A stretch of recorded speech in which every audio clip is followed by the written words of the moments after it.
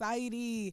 We are back with another dose of Marz Majik here on WUCU 88.3 on your FM dial, where we stay bringing you the best in community and old school classics. I'm your host, Nexus, and Marz Majik is brought to you by Voices Radio, with valuable opportunities, inspired collaborations to elevate society. If it's not a family affair, it most definitely should be, because today's show is all about family, legacy, land, healing, and growth. All right. Not just for the present, not just reflecting on the past, but also what we're aspiring for in the future. And so last round, we continue to step into December with power and inspiration, as this is most definitely a month of reflection and restoration. We had Alex Marie come through and get the ball rolling for us when we talk about artistry and legacy, and we're going to continue that spirit and energy of healing and truth in tonight's episode as we continue to flow and connect to our roots, to the soil, and stay focused on legacy. Every round, before we actually dive into the conversation, we take a moment to pause and breathe into the space together. We do deep inhales through the nose, out through the mouth, so that we can exhale anything that's weighing on our spirit and breathe in that clarity and rejuvenation. All right, so on three, breathe with me. 1, 2, 3, inhale.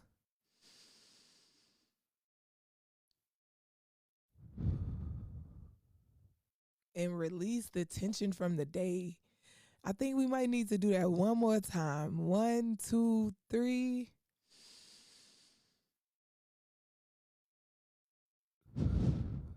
Strong on the release. All right, so we're inhaling possibility and exhaling limitations on this round. Our affirmation to get things started is: I honor what I've inherited, I protect what I'm growing, I walk with grounded purpose. So if you're riding in your car, you might want to catch the playback, make a mental note to do that. If you're somewhere safe in a space, you might want to write it down, use it, as you're going through your day. When you go back to your journal, through your notebooks or whatever, and you come across it, it might just be what you need. Again, that is: I honor what I've inherited, I protect what I'm growing, I walk with grounded purpose. And that's important because a lot of times we forget and we take those things that we inherit for granted, and how we're continuing to grow and expand on those things. Sometimes we're a little too open with it and we don't safeguard it enough, and we're going to definitely talk about being grounded in your purpose on this evening. All right, so our disclaimer: do know that the views, thoughts, and expressions shared on this broadcast during this show by myself or our guests are our lived experiences and perspectives. They do not represent or reflect the official views of the station or its affiliates. This space is for conversation, community, connection, and healing. All right. So, family, tonight's guest, and I was giving a disclaimer too at the beginning of the show. Nevertheless, our guest this evening is a power couple when I think about the world of ag anyways, and I'm happy to introduce them to our audience and welcome them to Soul Society, because they represent something that is rare yet most definitely essential in our communities, and that's land stewardship, generational protection, and Black agricultural legacy. We're joined by a husband and wife team who are not only nurturing the soil, yet they're returning back to their community to continue to nurture families and our future generation. All right, this evening I am joined by Mr. Greenlee, Mr. Alfred Greenlee, and Mrs. Deborah Greenlee. Mr. Alfred is a longtime landowner, farmer, and next generation steward, carrying forward traditions of his elders. And Mrs. Greenlee is operating in the same spirit, being inspired by her big mama, walking in her ancestral footsteps, cultivating her own organic garden. And I've been hearing some beautiful things and seeing some good things about those greens. So I can't wait to get into it, and helping to expand the mission of their land together. They are building something that feeds the body, the spirit, and family, as well as community. Family, help me welcome to Marz Majik, Mr. and Mrs. Greenlee. How are you all feeling this evening? We're doing well today. Great. That's good. That's always good to hear. All right, so Mr. Alpha was like, "No, I've been on the air before. This is her first time. We're gonna let her have the mic for the most part." Nevertheless, Mr. Alfred, if you would briefly tell us a little bit about yourself and how you actually got into land stewardship and being the next generation to carry out that generational agricultural spirit. Well, when I was in high school, I did the FFA, and my grandfather, I always had a garden, and my other grandfather, he had 200 acres of land, and he planted peanuts, cotton, and corn. So at the age of, I don't know, 58, I was getting ready to retire, and I thought I needed something to do. And I decided that it would be in the area of agriculture or farming. And so far, it's been really a great experience to be able to cultivate the land. And a lot of times, I like to say, just play in the dirt. But we just believe that healthy soils produce healthy foods. And one of the things in today's world, we believe healthy foods are something that is needed because a lot of times the food that comes out of the grocery store, we don't know where it comes from or what it's been and who's planted it and what they did to it. So to be able to plant your own food and to be able to cultivate it and eat your own food when you know that it's naturally grown and it's healthy food, I think it's one of the best blessings we can have. Okay, awesome. I think that's amazing. Miss Deborah, would you tell us a little bit about your inspiration, who you are, where you're from, and what has inspired you to be a steward of the land? Yes, I will. Hi, my name is Deborah Greenlee. I'm actually a native of Florida. I was born and raised in Florida. Um, my grandparents were farmers. My grandmother was raised on a farm, which we called her Big Mama. So what inspired me is her. It's just not a dream. It's really a calling that was rooted in her through deep love and memories and legacy, because cultivating the land meant so much to her for her family. She was very strong and a driver of ensuring that we had the proper plate of vegetables, color vegetables, and things like that. That was her drive, but she did believe that she should grow those things of her own to feed to her family and her community. So this opportunity with me getting married and coming here to Albany, Georgia, was awesome that my husband had land. And I asked him, like, hey, can I start a project of, you know, nurturing the soil and, planting and having vegetables and produce. And he said, sure, sure, let's try it. And so that's what's driving us, is that, we eat all different types of food, but we have to be careful what's inputted into the body, because it can cause a lot of different ailments of the body, inflammation, disease. You have to be careful how you treat the temple that you're living in. So that drive really come from my grandmother because she was always a nurturer of the land, even with medicine and herbs.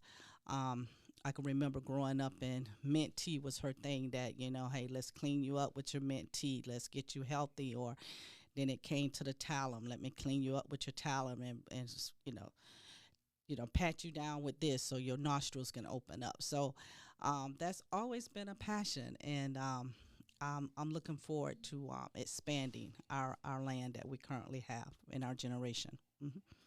Okay, so when did you actually know, or what was that spark that connected seeing Big Mama and being around her to actually saying, I don't want to just own land, because we have a lot of landowners, property owners, but then to actually say, like Mr. Greenlee, I want to continue to play in the dirt and actually continue that legacy, because in this day and age, there's a stigma around agriculture when we think about our community and our young people and fast money, as because agriculture is a most definitely profitable industry, right?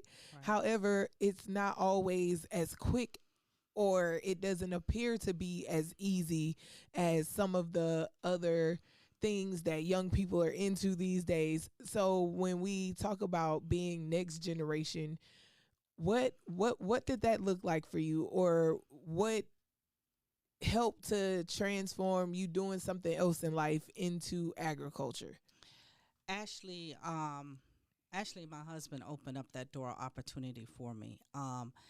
It was inspired as a young girl. I always loved it. My uncle always used to say, I'm a farmer, I'm a country girl living in a city, because I love the dirt. I love to be in the dirt. That was always little. But then when I got married and shifted here, I saw more of opportunity to begin to grow on.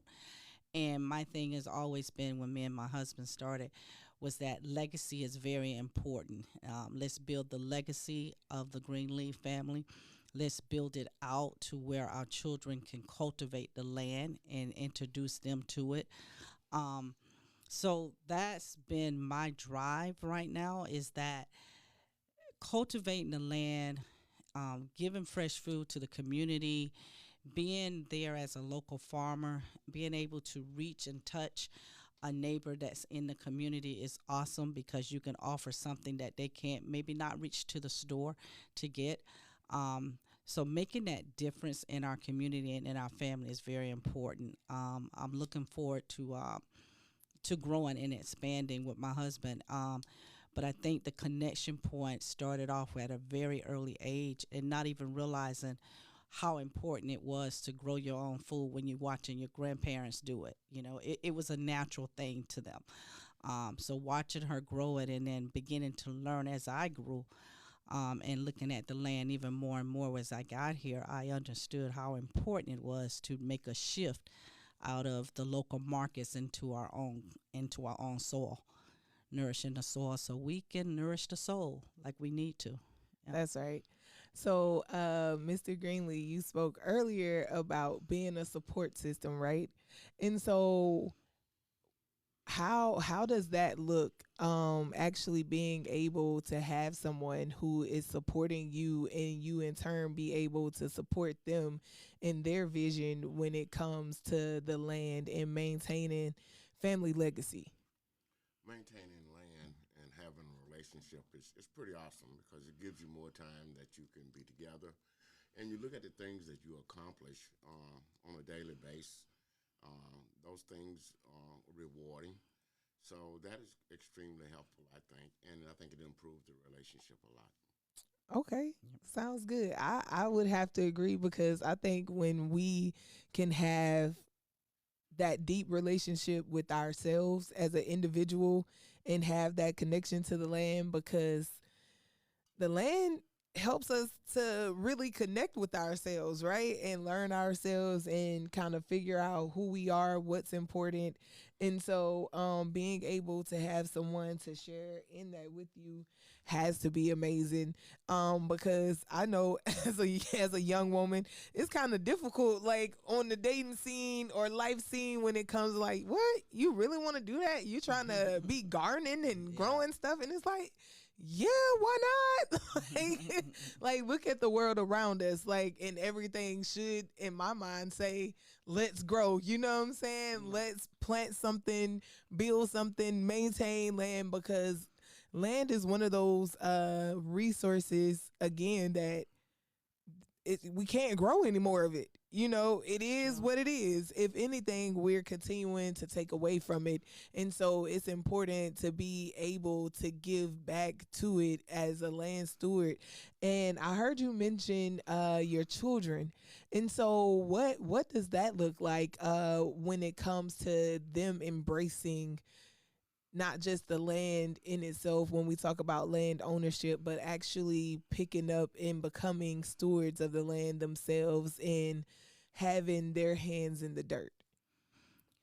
So currently, right now, they're not as forthcoming with that. But my son, who is who's a chef, who understands the importance of food, actually has been talking to us probably more frequently about that, cultivating the land and getting into the cattle, because my husband do cattle. So he's really interested in that avenue and stuff. And I know that when we had the grandkids up, they love the animals, they love the ground, they love the land, but haven't quite gotten into understanding what it all means yet. So that's something that we will be working on with our grandkids. Yep. Okay. Because the earlier we reach them and we keep them connected, right? Because we kind of, as children, come here, much like you said, with this love and this passion already for the land. And then at some point, life creates a disconnect, right? Right. And so, the earlier and the longer we can maintain these connections to the land, I think we most definitely have a bright future ahead of us when we talk about land stewardship and us as a people reconnecting and reconciling with the land.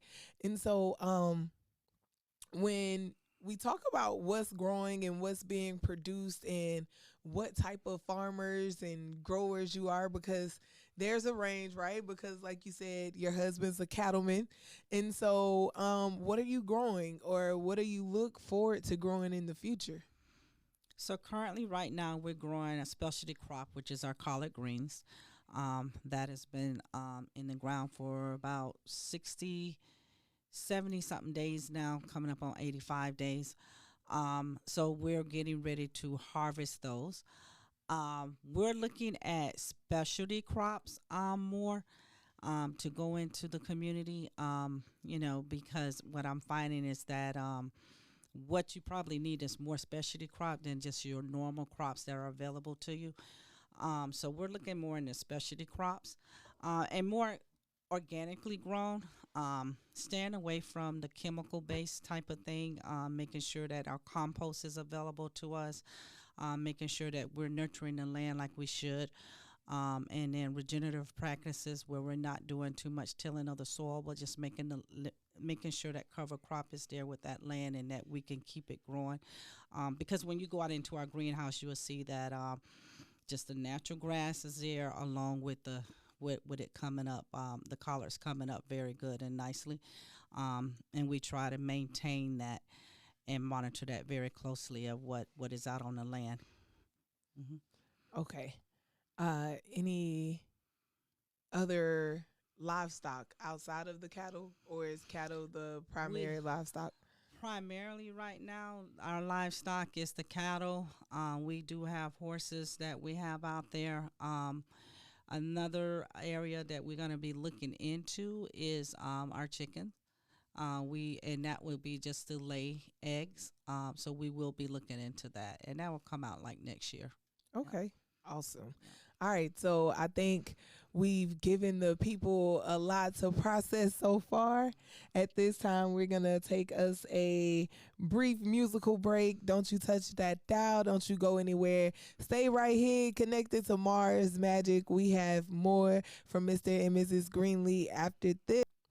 We don't necessarily take certain steps to section off the wheel, and it just gets passed down to whoever is next in line. And sometimes that might be one person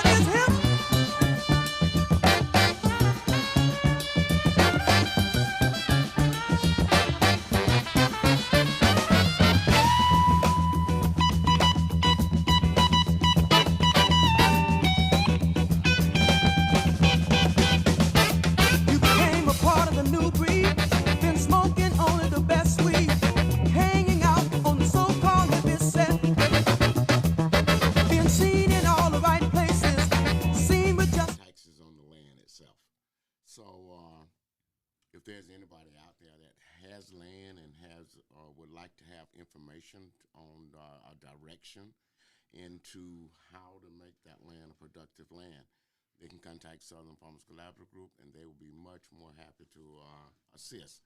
Our collaborative is a collaborative that has been assisting farmers for the last 6 years, and we've had some really great success stories where people just say, I've had land and don't know what to do with it. Another thing that has been challenging is our youth. Our youth seem to think farming is somewhat of a negative word or negative way. But in agriculture itself, and if you look at farming as an agribusiness versus just being a farm, just about everything that you can do in the world is within agriculture. And my youth, African-American youth, the black youth, they need to take a look at the avenues that's within agriculture in that respect. Because whatever you do, like I say, in the rest of the world, you can do it in ag, whether it's being a doctor or scientist or business. One of the things that we've really focused on is trying to make small farmers agribusiness people, and they can understand how to take advantage of the taxes and understand how to take advantage of certain grants and things that are out there. And one of the things that we do there is we promote record keeping. And that record-keeping class put us in a much better position to obtain loans and a much better position to look like a real business. And that's what we promote, and that's what we need to be able to be doing, in my opinion. So those are some of the things, other than funding, those are some of the things that have created challenges for minority landowners. And so from there, we would be really happy to, if you have land and don't know what to do with it, to assist you in getting from point A to point B. And then take into consideration is that as a family, when you come into a legacy like that, you're always going to have one that may wants to sell. If you as a family can buy that one out, buy that one out. But don't sell the land. The land is the most valuable piece of property that you can have and cultivate and make into what is needed for a legacy. So the key is to hold on to your land and reach out to the different areas or avenues that are open to you to cultivate that land, because that is the wealth. The wealth is your land. Not making any more land. Not making any more. Exactly. Yeah. And so when we think about because you touched on a lot of key points from record keeping, and you spoke on the collaborative, right? And so if you would talk about how sometimes that lack of community collaboration and cooperativeness can transition over into business, but how you all have found a way to network and actually, grow a family of farmers and maintain this collaborative, and why initiatives like those are important when it comes to us as a people, just in general, being able to build upon our skill sets or weak points so that everybody's able to win. But one of the things that I found is that most minority farmers, they can grow just about anything and grow it well. And but when you don't have a pipeline that you can have a distribution center or a place to sell your product, then that creates another challenge. So like Southern Farmers Collaborative Group, those are areas that we assist in. But we really would like for landowners to put that land in something that's going to give them a return versus just holding on to the land. I know that in the past there have been a lot of challenges, and some of those challenges hadn't been fair as the way our system has worked through the years. But in today's world, there's a lot of data out there, so we're able to take some of the data and put it to whatever your desires are as a landowner. We have people that grow muscadines, and then they end up taking it to a level of creating wine, or jellies. And Right. so Those value added products. those Yeah. value Mhm. added products really can put your business in a much better place. Uh, One of the things that I've seen over the years is to have the tag Georgia grown. It means a lot to a lot of people, no matter what state they live in, because they just believe here in Georgia that we're doing tremendous work. And Mhm. as far as soil to the to whatever product that we're producing. And so there are people, even with our watermelons, I don't care where you go in this country, a Georgia watermelon, people will jump in the Superb. roof for it. Yeah. So it's the same thing with collard greens, or That's the true. same thing with other products. People love Georgia stuff because they believe that our soil is healthy and we grow great products. So, but yeah, those things the, are some of the avenues that's within Southern Farmers Collaborative Group that we uh, help farmers to navigate and show them ways that they can be productive, or their land can be productive for them.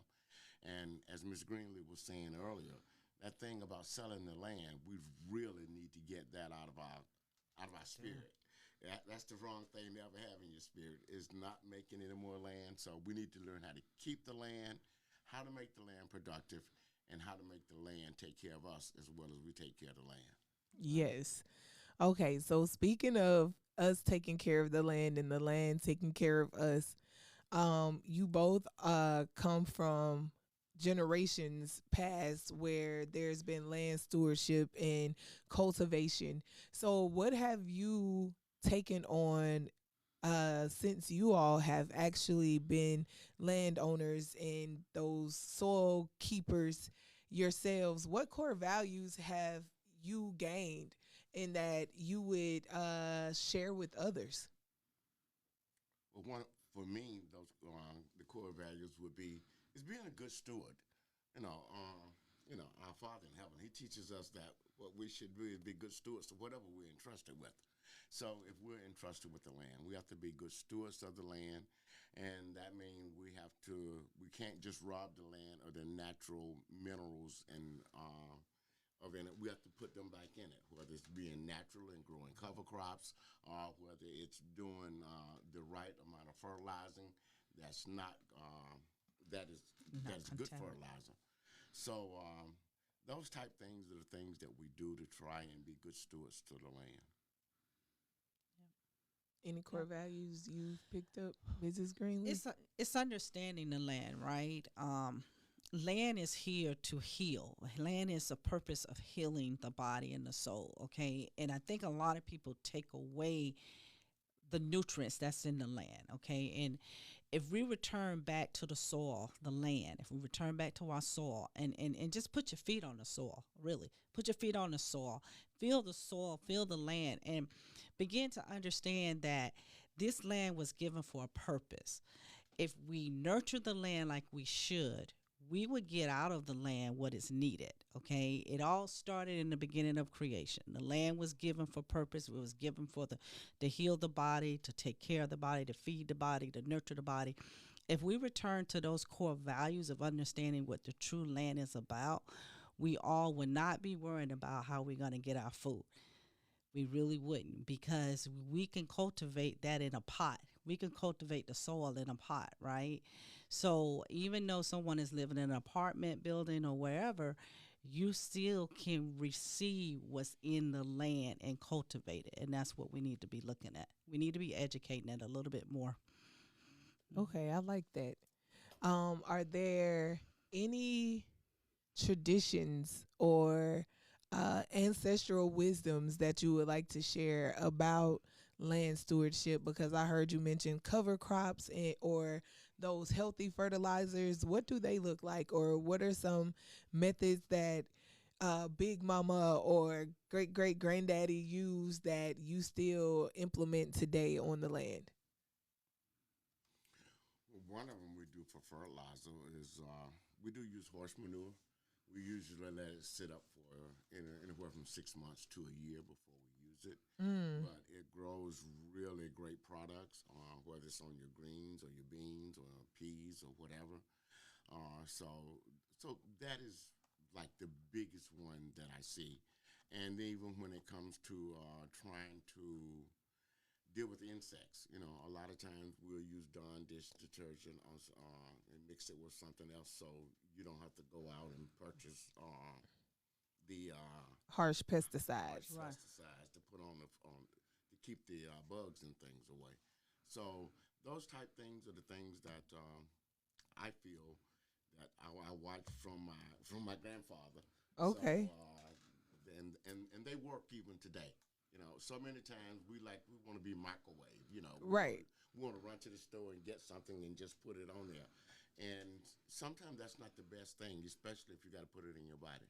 Right. Yeah. And not Right. only that, if we just use the simple things that we call garbage, like eggshells, like leftover food, things like that that can turn into compost, Mhm. fertilizes the land back. Okay, use the natural things that you have. You do not have to go out and buy fertilizer to do it when you got actually eggs that's there that you could use to shell. You can harvest coffee grinds that you can harvest, those different type of things that can make compost to fertilize the land. That's what you need, because now you're starting to cultivate what's there and turn it into the true compost, and that's what you need. Right. Right. Instead of, like you said, piling it up in the Land. landfill. Mm-hmm. Yeah, I agree. Look like the leaves, just like leaves. You could use that as compost. Let that Yes. sit over time and break down, right? Yeah. Mm-hmm. Okay. Y'all take notes out there. All right, because they've shared how land stewardship is important spiritually, mentally, and physically. All right. And so right now it's that time where we take a moment to pause and acknowledge our herbal allies. That's right, it's time for the Herbal Corner, where we honor the plant allies supporting our bodies and our work. This round, our herbs align perfectly with these land stewards. First up is nettle, the strengthener, a mineral rich powerhouse, builds the blood, nourishes the kidneys, strengthens resilience. Perfect for farmers, laborers, builders, anyone pouring physical or emotional energy into the world. Mullein is second, the breath maker. Supports the lungs, clears congestion, opens breath pathways, and is symbolic of clarity, the ability to breathe through stress, grief, or pressure. A must for those working outside, speaking, teaching, or carrying generational weight. Last and certainly not least is rosemary, which has become one of my favorites when we talk about making teas. So, rosemary is the memory keeper, the herb of remembrance, clarity, and ancestral connection. It encourages circulation, focus, and creativity. Used historically to honor the dead, honor the land, and honor lineage.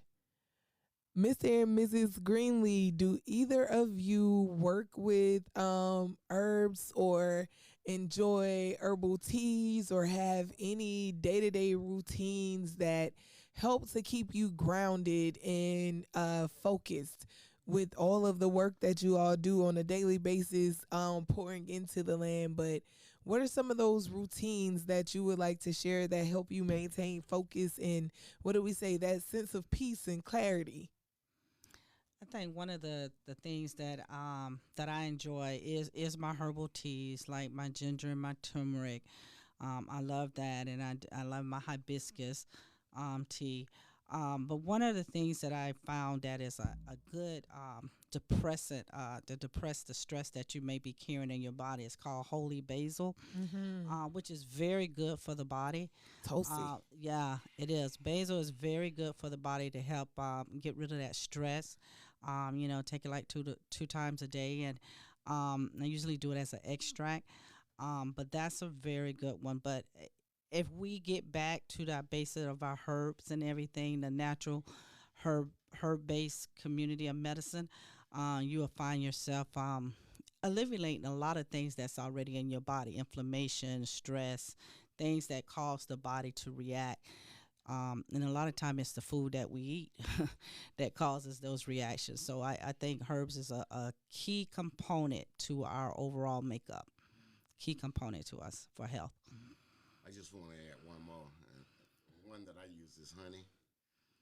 Honey is to me is one of the most natural and powerful substance or from bees. Mm-hmm. And to me, I really like it, and I can see a big difference in my day to day activities from taking honey as a sweetener also. Okay. Yep. Just a spoonful of honey. Yep. All right. And that's interesting. My daughter, she actually likes honey too. She'll come in there, Mom, can you make me a spoon of honey? You'll put some in my mouth, and it's like, you just want honey? Yes. So that's powerful. A couple of weeks ago, and this is another shift in the show, and it's actually still connected to Mr. and Mrs. Greenlee. I had the pleasure of sitting with them in their home a few weeks ago, and we were sitting talking, and Mr. Greenlee shared a historical moment that he learned about, and I thought it would be befitting for us. He's like, what are we talking about? For us to share it here, especially when we have so much going on in the world. And when we talk about history, history oftentimes repeats itself over and over again until something is done to break that cycle. And even now in 2025, we hear stories much similar to the story that I'm about to share, about the Groveland Four. And it's important for us to continue to share these stories and to highlight them so that our young people, our families know what has taken place, and so that we can be mindful of what we should be on alert for and why we should be more vocal and speak up against injustices that are happening to us and others like us. All right, so tonight's history moment honors and again, while we give the disclaimer, because you never know how the conversation might shift, but we want to make sure that we do our best to honor our legacy of the past, because our young people are walking into it today. And so that they can equip themselves and we can do our part to do the same, to protect ourselves as best as possible from these things continuing to happen in the future. And so, again, we take a moment to pause to honor a painful but necessary chapter, the Groveland Four. Four young black men falsely accused of raping a white woman in 1949 in Groveland, Florida. The four young men were Charles Greenlee, Walter Irvin, Samuel Shepard, and Ernest Thomas. Their story is woven with brutality, corruption, and deep injustice, and it is interwoven with the family lineage of Mr. Greenlee. Let's walk this truth together. Hunted down by a mob of 1,000 men and shot, Mr. Ernest Thomas. I'm sorry, let me go back. Mr. Ernest Thomas was hunted down by a mob of 1,000 men and shot more than 400 times with no trial, no evidence, just racism and injustice. Samuel Shepard and Walter Irvin were beaten, tortured, shot, and Sheriff Willis McCall claimed they tried to escape, but evidence showed otherwise. Mr. Charles Greenlee, only 16 years old at the time, was imprisoned for a crime he did not commit. Sentenced to life, though he survived but carried lifelong trauma. Were any of them still alive when exonerated? Sadly, no. All four men passed before their names were cleared. Full exoneration did come in 2021, over 70 years after the accusations, generations later. Their families, including descendants connected to Mr. Greenlee, carry the pain, the shame placed on them by society, the weight of stolen futures. And this is continuing to happen today, and we must do something about it. Our young men and women are being wrongfully incarcerated, are being killed at the hands of police officers, even today, for wrongful convictions, wrongful identity, and just plainly being guilty of being a black man in America. When we think about legacy, when we think about our past and what we're leaving behind, Mr. and Mrs. Greenlee, what are some things that you hope to leave behind for future generations to be reminded of when they think of you and your legacy?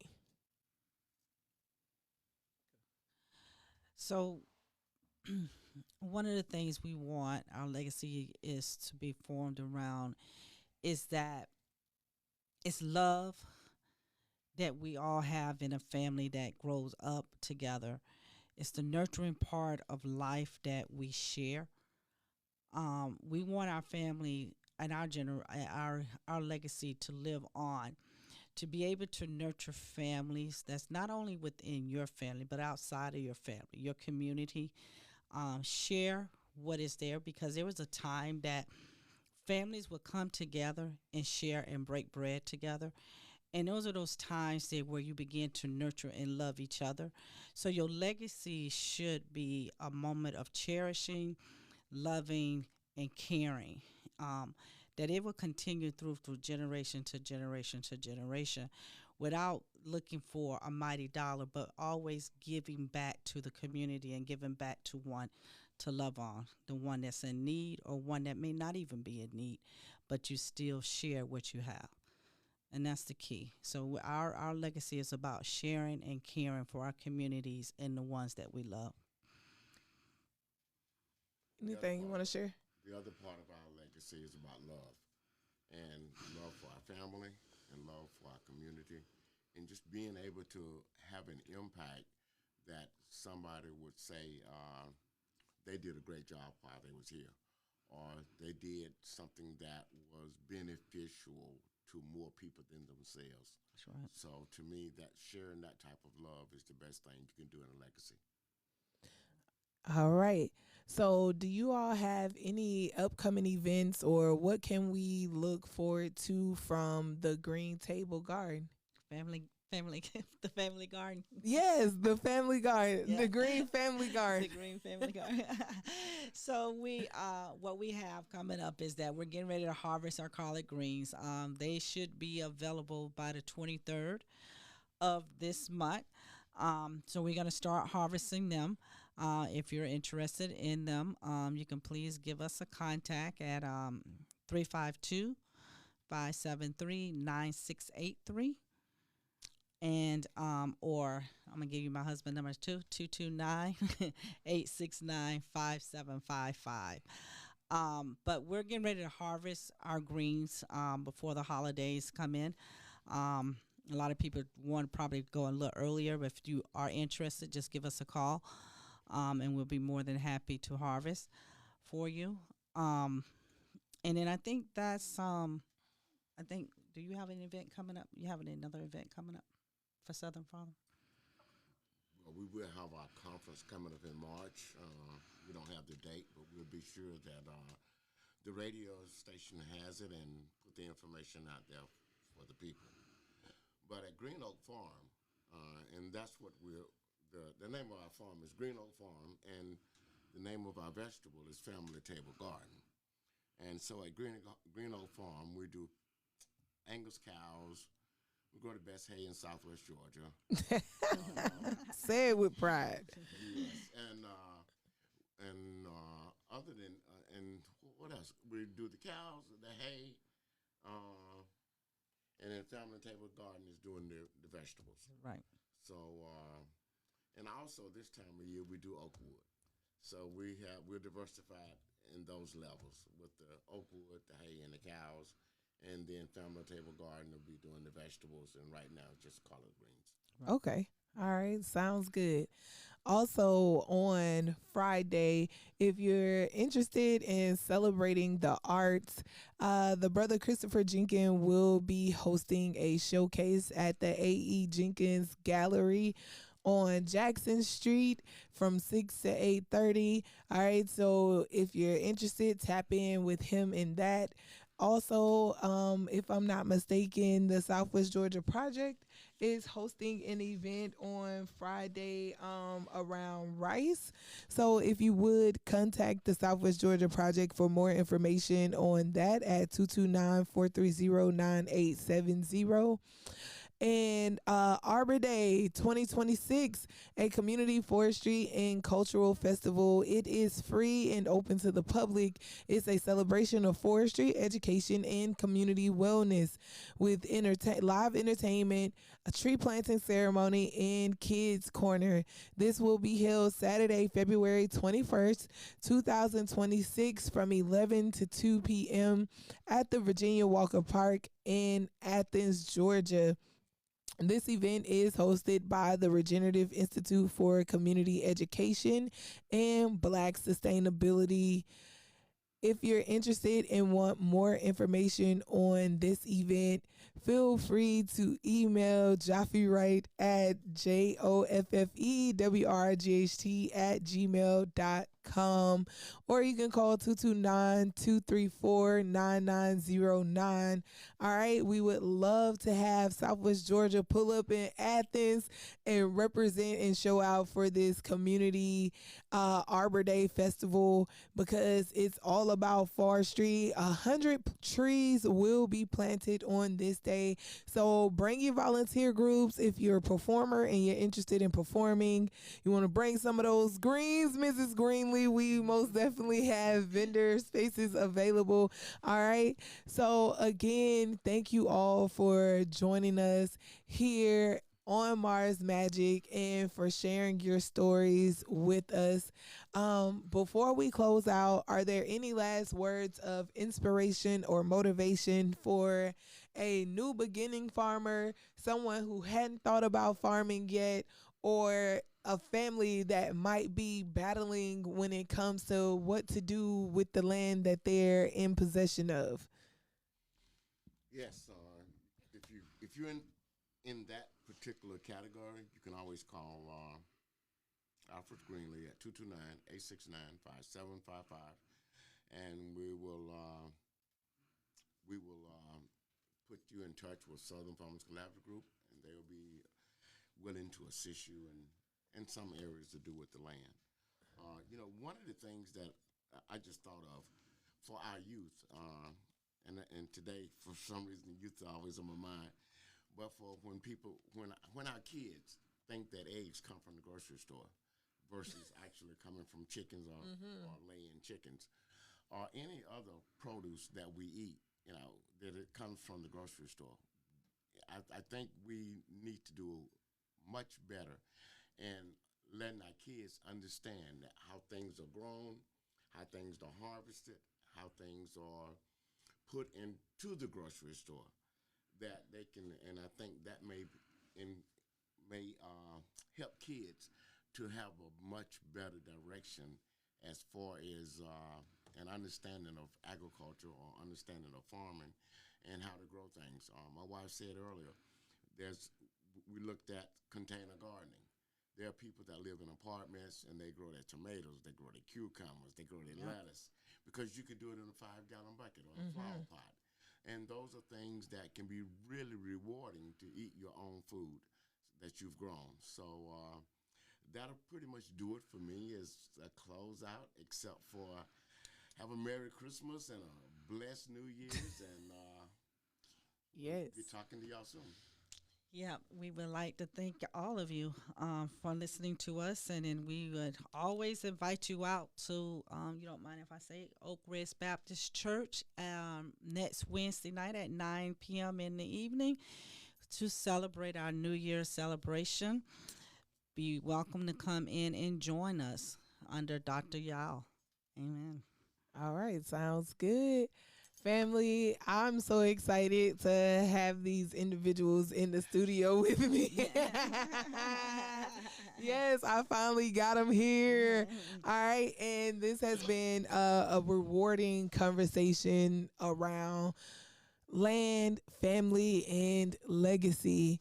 So before we leave, we're going to exit out the same way that we came in, and that is with us taking a final breath together. So as we inhale, we ground and inhale legacy. We'll hold and exhale all of that heaviness, all of that fear. 1, 2, 3, breathe with me.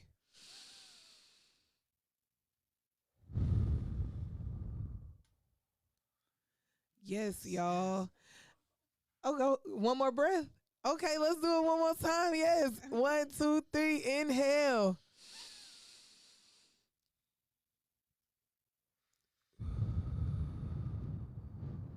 Yes. Let's go. That's what I'm talking about. It's all about legacy. And the only way for us to ensure that we have a strong legacy is for us to move and operate boldly, bravely in the authority that has been given to us. And therefore, our closing affirmation is, I honor the land beneath me. I protect what my ancestors left. I plant with intention. I grow with purpose. Did y'all hear me one more time for the people in the back? I honor the land beneath me. Yes. I protect what my ancestors left me. Yes. I plant with intention. I grow with purpose. Yes. Ladies and gentlemen, this has been another dose of Marz Majik. Until next time, stay rooted, stay expanding, and continue to let your light shine. Peace, love, divine light. We out. Make sure you tune in next week, though, because I will be joining the studio with the Sister Kalani. We're talking about females versus the music industry. We out. Right faces should be satisfied.